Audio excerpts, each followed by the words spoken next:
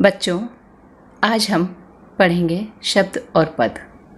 यह प्रश्न 2 मार्क्स का है और हमेशा परीक्षा में पूछा जाता है। हाफ ईयरली हो या बोर्ड की परीक्षा हो, यह प्रश्न हमेशा आता है। शब्द किसे कहते हैं? स्वतंत्र और सार्थक ध्वनि समूह शब्द कहलाता है।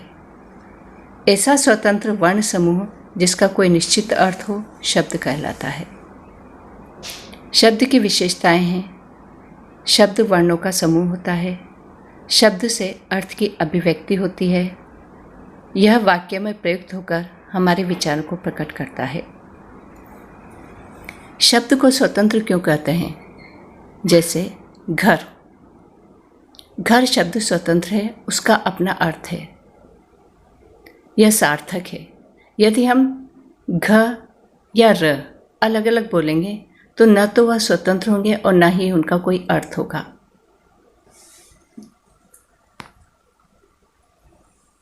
शब्द और पद में अंतर।